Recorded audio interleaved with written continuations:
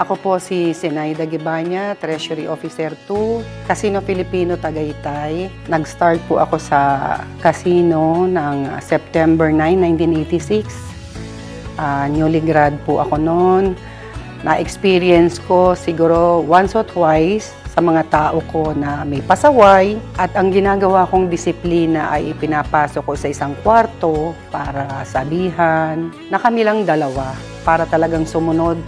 At yung respeto nandun pa rin. Ngayon, kung anong ginagawa ko sa mga anak ko, kung paano ko sila palakihin at disiplinahin, siya rin ginagawa ko sa mga tao ko na alam ko namang siyang tama. Masaya po akong nagtatrabaho sa PAGCOR dahil sa laki ng naitulong sa akin at sa aking pamilya. Nagpapasalamat din po ako na ako ang inyong napili bilang dakilang wana. Na ang para sa akin ang isang dakilang wana ay isang dakilang manggagawa.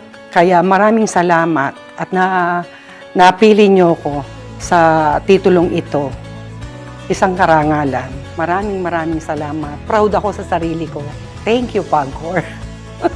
As a PAGCORian, as a wife, as a mother, as a grandmother, I'm proud to say na ako'y isang dakilang wana.